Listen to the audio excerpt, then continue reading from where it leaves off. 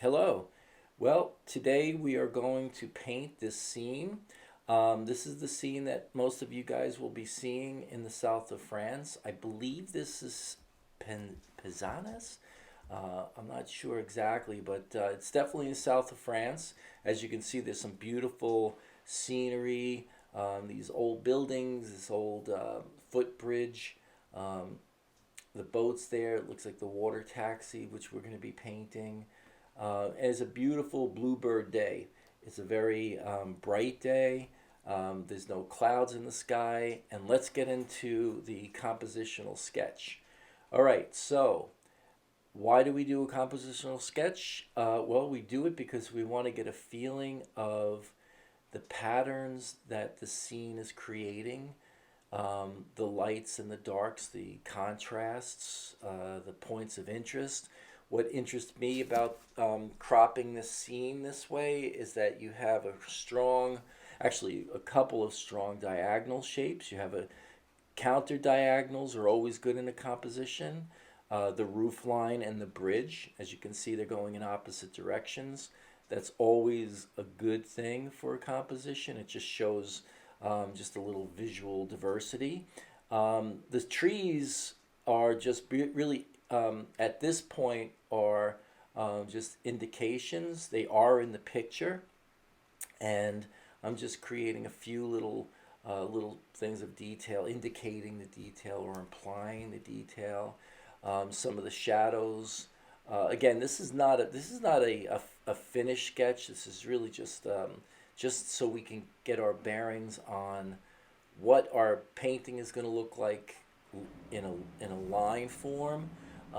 Yes, there are shadows, and we're going to get some lights and darks for sure, but it's mainly to see how everything looks in a linear fashion. And if we like our design and we feel it's strong enough to spend the hour painting this, then we will do that. And I think I like what I sketched out here. There's like a nice dark shape in the foreground which frames the picture. All right, my surface is a 9 by 12 MDF oil primed canvas. I usually prime my canvases with Gamblin oil ground. You could use you could use a oil primer that you can get from Home Depot. That would work fine. And so we can reference the picture on the upper right hand corner. Um, Now, as we're doing this, as we're drawing our shapes in, right, and getting our shadows, there should be times in the painting where, okay, this might be like 10 minutes into the painting. We don't want to spend too much time in the drawing. Um, Although we want to be specific, we don't want to go too detailed in our drawing. We want to just get the big shapes. Okay.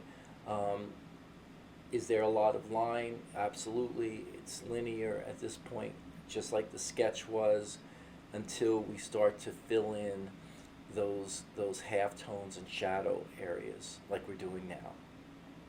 Okay. What's kind of nice about this composition is the boat is sort of like checkerboarded against the darks.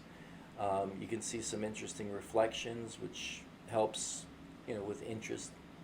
Um, and again, well, actually, let me just say that the line that I'm using is a neutral. It's burnt umber and ultramarine blue. It kind of is creating like a slate gray, which is a good neutral color. You can use any color. If you want to use burnt umber, you want to use raw umber, anything that's going to create a line where you can get a little darker and a little lighter. So now that's our picture. We're going to pull back on that.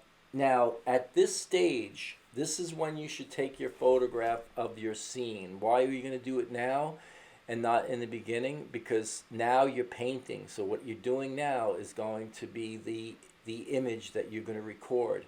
So I suggest taking the photograph at this stage, not at the blocking stage, but now when you're actually massing in the big values and the colors.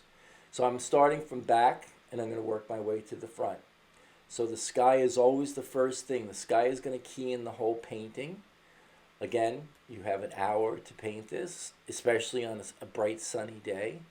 Now, if let's say you don't finish it within an hour, try to get the big shapes in as best you can. Don't go for any detail. Just look at the big, exactly what I'm doing right now.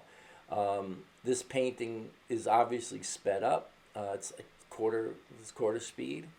As far as the colors I'm using right now, it's that color is like a yellow ochre with some burnt umber. The roof was it was still yellow ochre. I think there was a little cadmium orange in there. This is actually the same color I was using for the line. It has the blue, ultramarine blue in there. The greens, I use sap green. I don't rely on mixing my blues. I like having greens. So I'm a big fan of bringing green paint with me. Even if it's just one green, I prefer sap green because it's pretty versatile. It's kind of middle tone, but it can be darkened with ultramarine blue and burnt umber. Here, I'm just trying to get a little bit more accurate in some of my shapes. As you can see, everything that I'm just drawing with a brush. There was no pencil involved in this process. However, if let's say you feel a little bit more comfortable drawing, or you just feel that you can draw faster than you can paint these shapes, or actually the step just before, yeah, you can definitely do that on the canvas or canvas board or panel like this.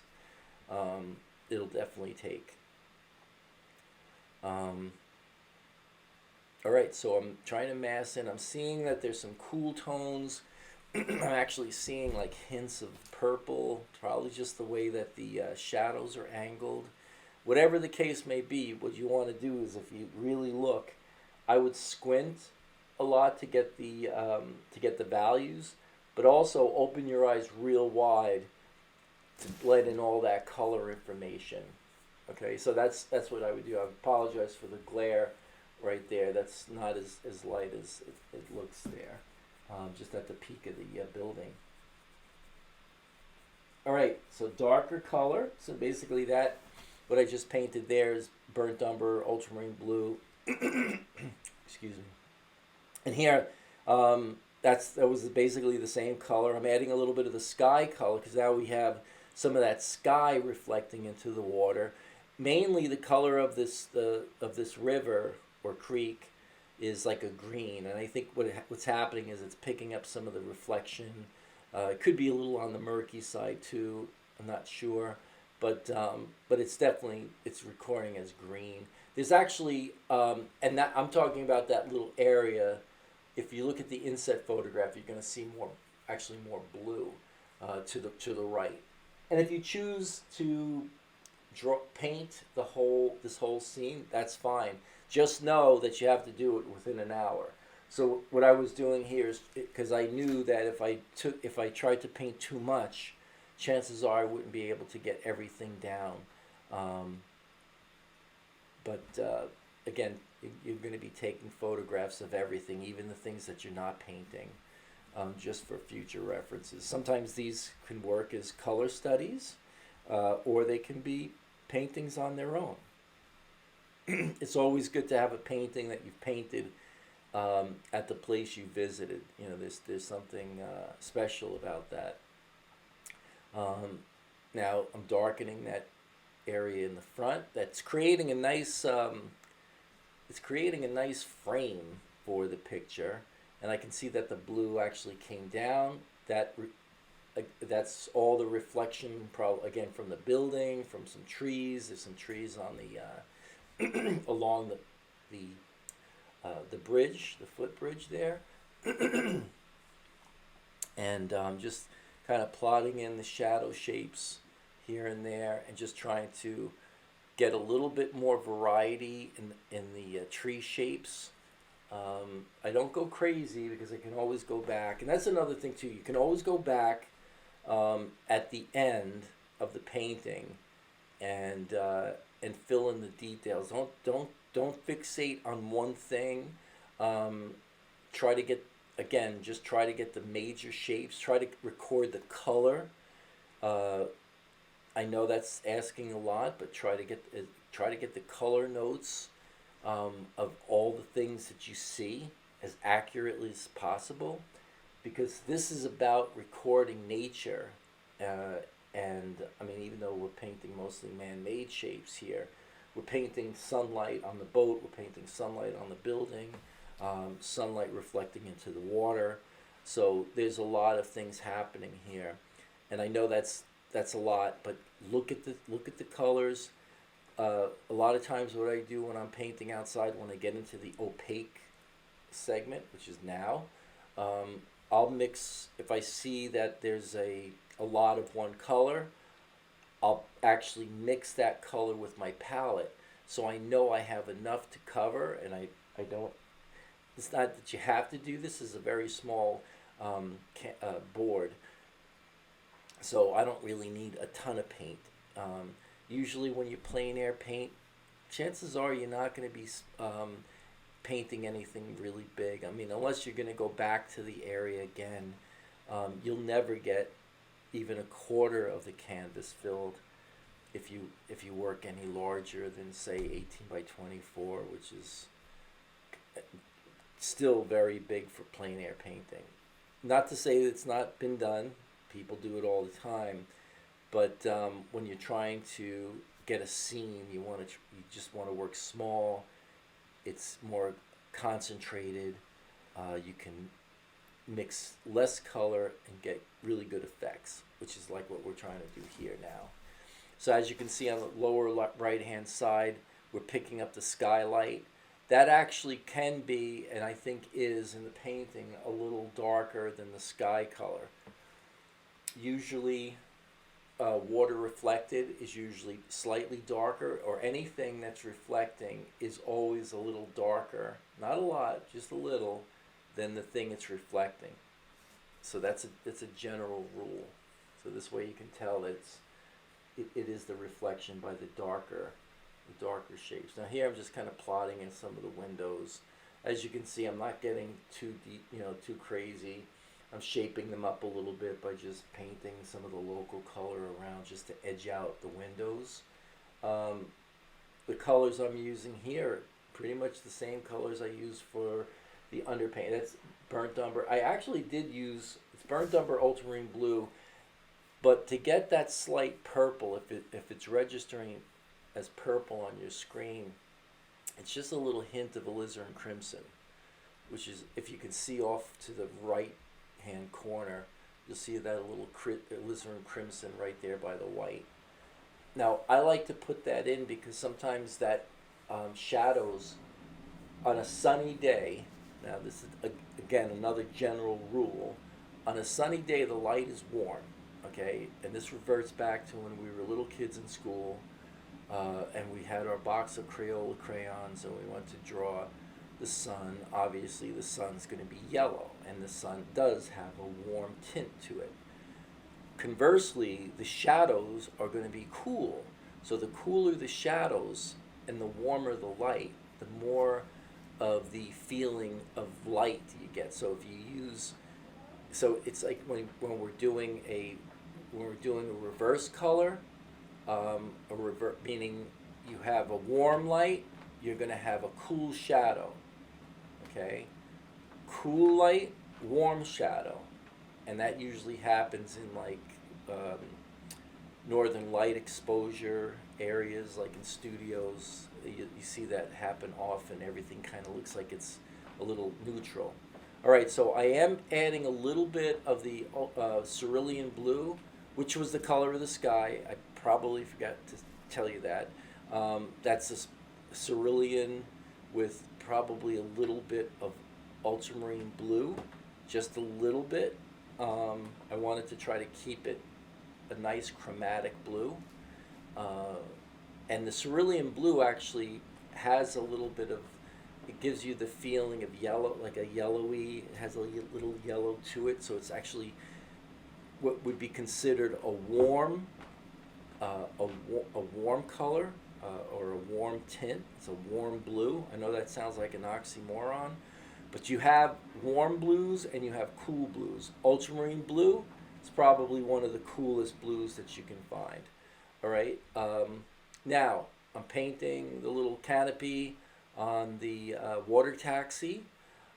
This whole scene, I believe, it looks like to me, it's a little outdoor cafe, and it probably just went on a little tour, a little water tour, and there's some chairs that look red, and we have that. Of course, there's the bright blue boats.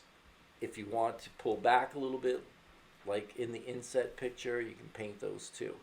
I'm just painting little, trying to fix the drawing a little bit. Looks like I have to work on getting my drawing fixed a little bit. But you can see that I'm not really, it's not a detailed image, right? There's nothing here that I painted that I didn't paint, with the exception of little areas where I couldn't get into with my brush, which is basically, that was a flat right there, that brush right there. I'm doing all my line work with the flat brush, just using the flat part. And if you notice, this brush is not it's not a detail brush, and it's not a very expensive brush. All right. Now here, this brush as well, it's just that this brush was new, and it's behaving.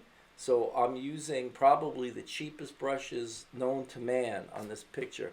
And the only reason for that is that they're new, and they actually, it's a brush that behaves. It's usually the best brush, right? So the Firenze brush is something, I think it's a loft brush, but they're actually not bad. They're out of all of them, I find that they are probably the most versatile.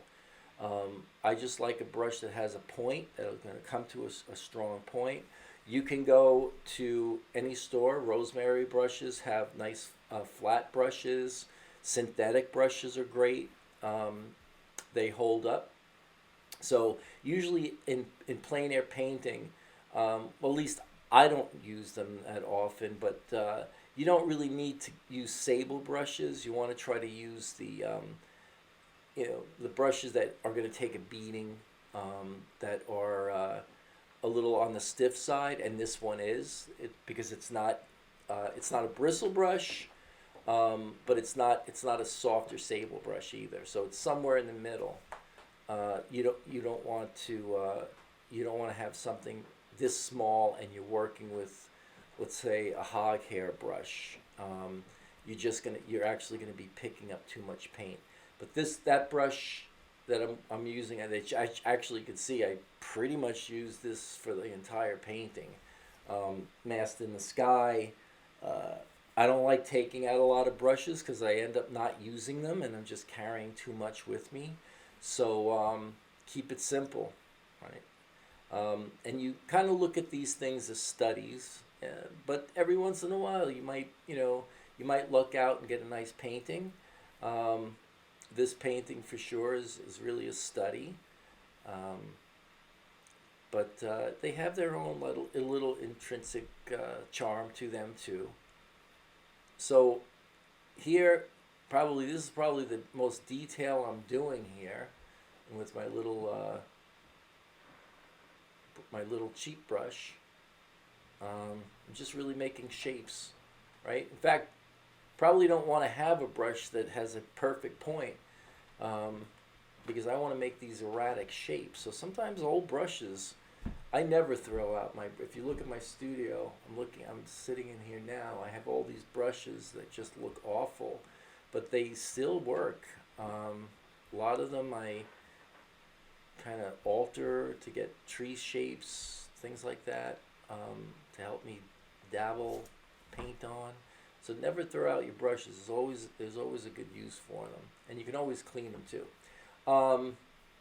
Let's see. So yeah. So now this is probably as detailed as I'm going with this painting. So as you can see, we're getting close to the end.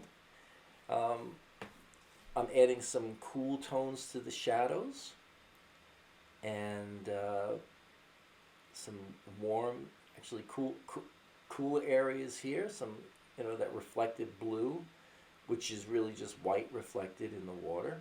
That wouldn't be, and you don't want to make your reflection as bright as the hull of the boat. It would look unreal. So we're almost done here, guys. So we're going to call it a day on this one. This painting took an hour. Thanks for watching. Hope to see you all there. Bye.